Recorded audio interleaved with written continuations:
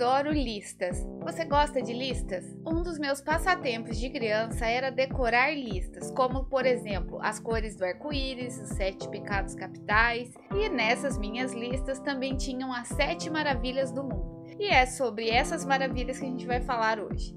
Estruturas erguidas durante a Antiguidade Clássica que desafiaram o tempo e a imaginação humana. Um universo de esplendor arquitetônico e engenhosidade. Ao longo da história, o ser humano sempre foi cativado por construções grandiosas, estruturas que perdurariam através das gerações, deixando suas marcas no mundo. Cada uma dessas maravilhas reflete a grandiosidade e a habilidade técnica de civilizações antigas, que nos transportam para um passado muito distante, onde a arte e a arquitetura se fundem em um espetáculo deslumbrante. Se ainda não é inscrito, já clica para se inscrever e assim não perder nenhuma das histórias que rolam por aqui e que são as mais incríveis viagens através do tempo. Meu nome é Vanessa Silva e a quem interessar, essa é a história que eu vou contar hoje. Uma viagem através das 7 maravilhas do mundo antigo, onde vamos desvendar e conhecer cada uma delas.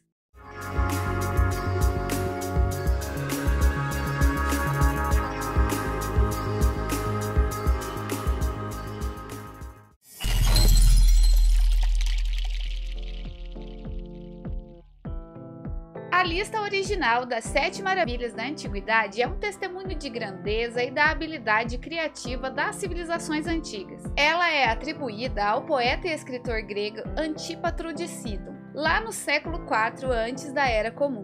Quando os gregos saíram a conquistar o mundo conhecido, tiveram acesso às civilizações dos egípcios, persas, babilônios, e nessas viagens se impressionaram com os grandes marcos das várias terras que visitavam. Então começaram a fazer uma lista do que viam para se lembrar depois. Em vez de maravilhas, eles chamavam de fiamatá, que significa vistas, ou seja, coisas para serem vistas. Só mais tarde substituíram pela palavra fauvmatá, que por sua vez significa maravilhas. Essa lista acabou sendo uma espécie de guia de viagem do mundo antigo. A primeira referência dessa lista dos 7 tais monumentos foi dada por Diodoro Sículo, que viveu em torno ou antes de 100 antes da Era Comum. Foi um historiador grego. Ele teria sido o epigramista de Antípatro.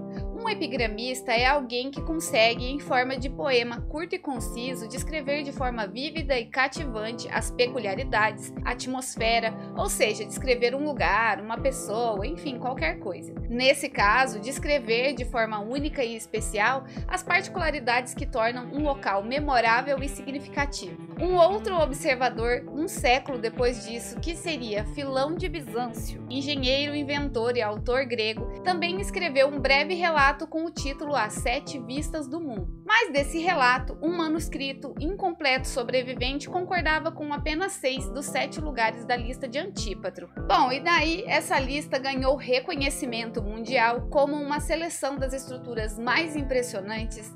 Essas 7 maravilhas representavam feitos arquitetônicos e engenhosos que inspiravam admiração e respeito em todo o mundo conhecido naquela época. Cada uma delas refletia as realizações tecnológicas e culturais das civilizações às quais pertenciam. Não apenas impressionavam com sua arquitetura e escalas, mas também desempenhavam papéis significativos nas culturas e sociedades. Cada uma delas representava uma parte importante da história e do legado das civilizações que as construíram. Vamos agora conhecer uma por uma.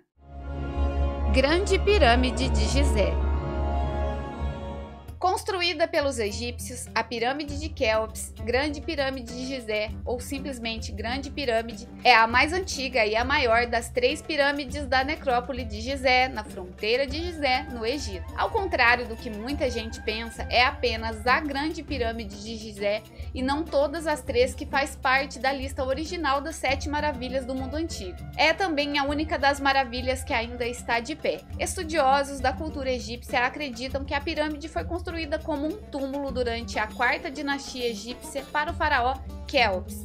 Sua construção teria durado por um período de cerca de 20 anos, em torno de 2560 antes da Era Comum.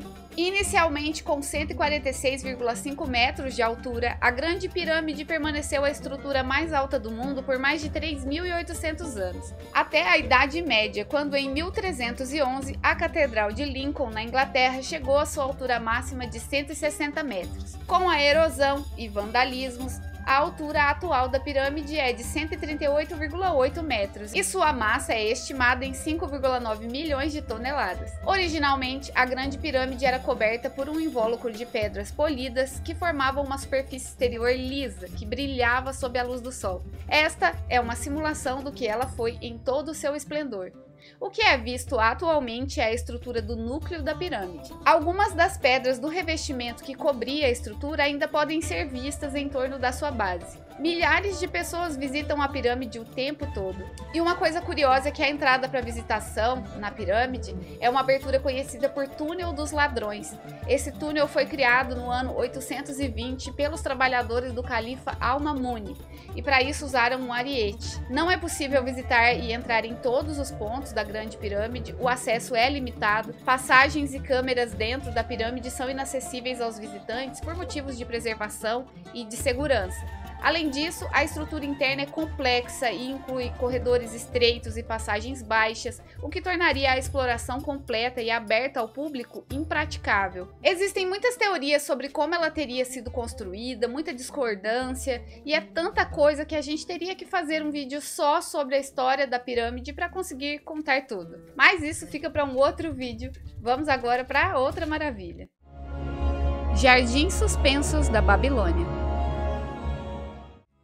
Construído pelos babilônios e assírios, pouco sabemos sobre a real existência dessa maravilha. Muito se especula sobre que forma e dimensões ele teria, mas não existe de fato detalhado o vestígio arqueológico da sua existência, com exceção de um poço fora do comum que parece ter sido usado para bombear água. Por conta das controvérsias, há quem diga que os jardins suspensos foram apenas uma criação poética, principalmente porque não existem documentos babilônicos preservados sobre isso. Mas enfim, o que se acredita é que tenha sido construído na antiga cidade da Babilônia, próximo de onde atualmente se localiza a cidade de Hilla, no Iraque. Nas obras de Joséfo, que foi um historiador e apologista judaico-romano, encontram-se citações ao sacerdote babilônico Beroso, que teria escrito em aproximadamente 290 antes da Era Comum que os jardins suspensos foram uma obra do rei neobabilônico Nabucodonosor II.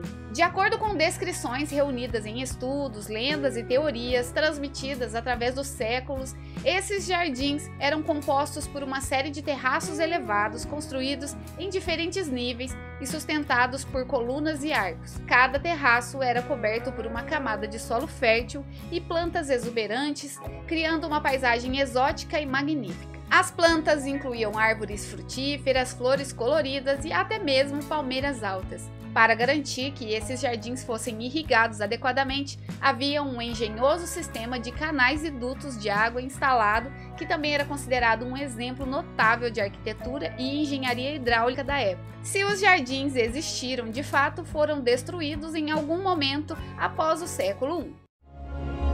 Templo de Ártemis. Construído pelos gregos e lídios, localizado em Éfeso, que foi uma cidade grega da antiguidade na província de Esmirna, na Turquia. Atualmente, o local encontra-se na periferia da cidade moderna de Selçuk. Era o maior templo do mundo antigo e durante muito tempo o mais significativo feito pela civilização grega e do helenismo. Foi construído no século VI antes da Era Comum, para a deusa grega Ártemis, a deusa da caça e dos animais selvagens. Tinha 127 colunas de mármore e cada uma tinha 20 metros de altura. 200 anos depois de sua construção, foi destruído num grande incêndio criado por Heróstrato, que foi um incendiário grego, e acreditem se quiserem, o motivo dele ter destruído o templo de Ártemis foi para ganhar fama a qualquer custo. Ao invés de se lamentar, Heróstrato reconhecia com orgulho seu feito e dizia que assim o seu nome seria imortalizado na história. As autoridades não queriam que ele atingisse sua meta, o executaram e criaram uma proibição da menção de seu nome pelas gerações futuras sob ameaça de execução também. Mas aqui estamos em 2023 falando o nome desse cidadão. E isso porque o historiador Teopompo, contemporâneo de Alexandre o Grande, registrou o acontecimento e assim o incendiário entrou para os anais da história. Existe até uma chamada síndrome de Heróstrato, que é um termo utilizado para descrever pessoas que cometem atos hediondos com o objetivo de serem lembrados. Pensar nisso só reforça hoje a importância de dar menos visibilidade na mídia aos autores dessas atrocidades para evitar novos casos. Estátua de Zeus em Olímpia. Construída pelos gregos, media entre 12 e 15 metros de altura, o equivalente a um prédio de 5 andares. Uma figura de Zeus sentado em seu trono, erguida em seu templo pelo escultor Fídias, por volta de 435 antes da Era Comum. E não fizeram nenhuma cópia, os seus detalhes e formas são conhecidos apenas através de antigas descrições e representações gregas em moedas. Toda em marfim e ébano, os olhos eram de pedras preciosas. Na mão direita tinha uma estatueta de Nice, a deusa da vitória, e na esquerda segurava o cetro que na ponta tinha uma esfera sobre a qual se debruçava uma águia. O Zeus de Fídias tinha a testa franzida, assim como os outros artistas o retratavam. Segundo a lenda, quando Zeus franzia a testa, o Olimpo todo tremia. Quando essa estátua foi concluída, a rivalidade entre Atenas e Esparta fervilhou. Eles disputavam a autoridade soberana no Mediterrâneo e na Grécia continental, o que mergulhou os gregos numa sucessão de guerras. Mas ao contrário do que se esperava, esses embates não prejudicaram as realizações culturais e artísticas da época, e sim deram mais força. Essa época ficou conhecida como o século de ouro na história grega, devido à grande produção arquitetônica e artística. Mas então, como ela foi destruída? Segundo Suetônio, um escritor latino, o imperador romano Calígula deu ordens para que estátuas de deuses especialmente famosos por sua santidade ou por mérito artístico, e nisso incluía os Zeus em Olímpia, deveriam ser trazidos à Grécia para que se removessem as cabeças e substituísse por uma sua própria no lugar. Mas ele foi assassinado antes que isso rolasse. Depois disso, por volta de 391, antes da Era Comum, o imperador romano Teodósio I proibiu os cultos pagãos e fechou os templos. Assim, o templo de Zeus parou de ser frequentado e ficou abandonado. As reais circunstâncias de sua destruição são desconhecidas. O templo também pereceu severamente danificado por um incêndio em 425. Mausoléu de Halicarnasso. Nesta maravilha temos uma história romântica um tanto quanto controversa, construído pelos gregos e persas para ser uma tumba em Halicarnasso, que atualmente é Bodrum, na Turquia. Foi feito para os restos mortais de Mausolo.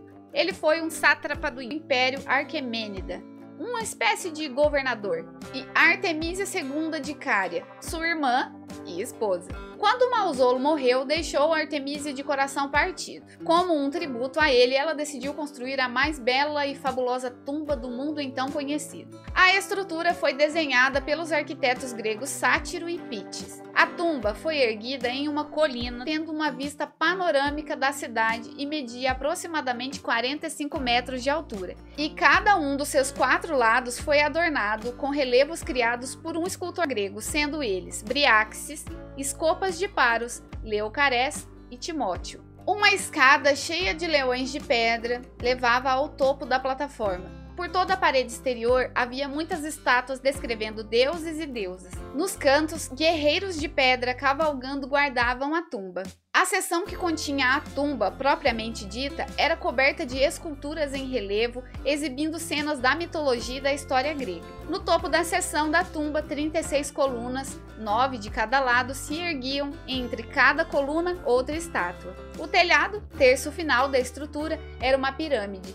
De pé, no topo ficava uma quadriga, que é um carro ou carroça conduzida por 4 cavalos lado a lado, utilizada nos Jogos Olímpicos antigos e em outros jogos. É considerada como a carruagem dos deuses e heróis na mitologia grega. Nela, 4 maciços cavalos puxavam uma biga na qual as imagens de Mausolo e Artemísia passeavam. O mausoléu teve vista panorâmica da cidade de Halicarnasso por vários séculos. Aliás, permaneceu acima das ruínas da cidade por cerca de 16 séculos. Foi então que uma série de terremotos destruiu as colunas e derrubou a biga de pedra. Em 1404, apenas a base do mausoléu ainda podia ser reconhecida. No século XV, a Ordem de Malta, uma organização internacional católica, invadiu a região e construíram um castelo, o Castelo de São Pedro de Halicarnasso. E para essa fortificação usaram pedras do mausoléu. O restante foi desmontado e usado nas muralhas desse castelo. Ainda é possível encontrar mármore polido do mausoléu nessas muralhas. E vejam que interessante essa curiosidade. O termo mausoléu, que a gente usa para se referir a qualquer tumba grande nos cemitérios, vem dessa tumba. Sua origem está em mausoleion, que significa associado com mausolo. Colosso de Rhodes.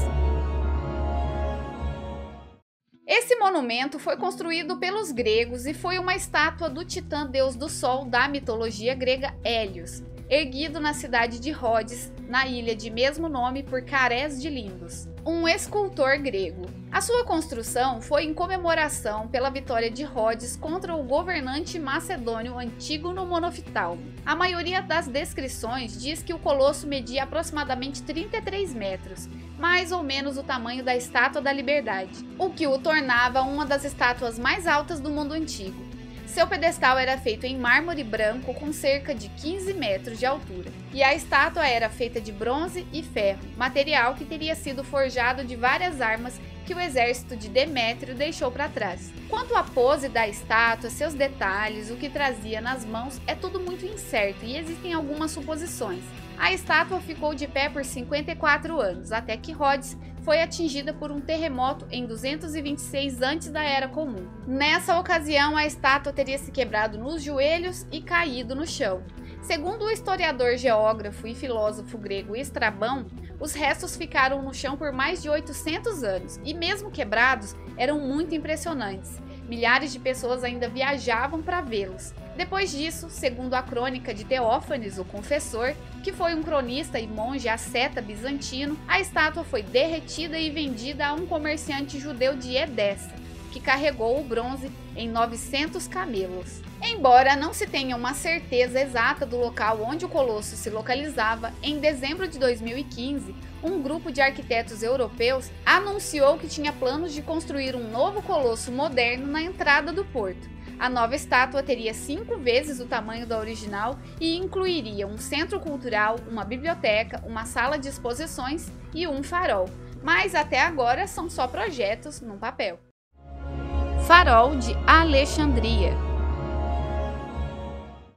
Este monumento foi construído pelos gregos e egípcios ptolomaicos na cidade de Alexandria, depois que Alexandre o Grande morreu de uma febre aos 32 anos. Levou 12 anos para ficar pronto, tinha entre 120 e 137 metros de altura. Por muito tempo, também foi uma das mais altas estruturas do mundo. Ele serviu como uma espécie de protótipo para todos os faróis que foram construídos depois dele. A sua luz era produzida por uma tocha no topo e a torre foi construída principalmente com blocos sólidos de calcário. A descrição mais completa do farol vem do viajante árabe Abu, e que eu nem vou tentar pronunciar o nome dele inteiro, tá aí para vocês verem, que visitou Alexandria em 1166, e segundo essa descrição, ele foi construído a partir de grandes blocos de pedra clara. A torre era composta de 3 grandes cônicas, aí vinha uma parte quadrada inferior com o núcleo central, uma outra parte octogonal central e no topo uma parte circular. Durante o dia, um espelho refletia a luz solar e à noite o fogo iluminava. Uma ilustração numa moeda romana encontrada num mosteiro alexandrino mostra que uma estátua de um tritão ficava posicionada em cada um dos 4 cantos do edifício. E lá no topo teria a estátua que seria de Poseidon ou de Zeus. Os blocos eram selados com chumbo para resistir às ondas do mar. O lado oriental virado para o mar apresentava uma inscrição dedicada a Zeus. O farol foi gravemente danificado por terremotos que ocorreram em 956, 1303 e 1323. O que sobrou da estrutura desapareceu em 1480, quando o então sultão do Egito, Qaitbay, construiu uma fortaleza medieval na plataforma do local do farol, reutilizando algumas das pedras caídas. Em 1968, o farol foi redescoberto. A Unesco foi patrocinadora de uma expedição que enviou uma equipe de arqueólogos marinhos liderados por Honor Frost. Essa expedição confirmou a existência das ruínas que representavam parte do farol. No final de 1994, arqueólogos gregos liderados por Jean-Yves Empereur redescobriram os restos físicos do farol no piso do porto oriental de Alexandria. Alguns desses restos foram trazidos acima e ficaram em exposição pública até o fim de 1995. E existem instituições trabalhando com o governo do Egito em uma iniciativa para adicionar a Baía de Alexandria, que inclui os restos do farol, em uma lista de patrimônio mundial de locais culturais submersos.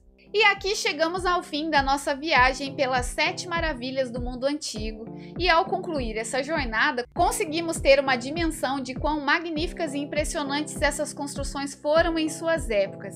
São feitos extraordinários que deixaram seu legado de engenhosidade, habilidade arquitetônicas e visão artística. Também é muito importante lembrar que essa lista de 7 monumentos é só uma pequena amostra das maravilhas que existem no nosso vasto planeta. Cada pedacinho de mundo tem suas maravilhas únicas que merecem ser exploradas e apreciadas. Uma campanha chamada New Seven Wonders, Novas 7 Maravilhas, iniciada em 1999, com uma lista de 200 monumentos e locais notáveis de todo o mundo, por meio de votação, em 2007, anunciou as 7 maravilhas do mundo moderno. Em breve trarei um vídeo contando essa história e um pouco sobre cada uma das escolhidas. Para se juntar a nós e se tornar um viajante, não se esqueça de se inscrever no canal e ativar o sininho para não perder nenhuma dessas incríveis viagens através do tempo. Deixe o like, comente o que achou dessa história e, se possível, compartilhe com alguém que possa gostar do nosso conteúdo.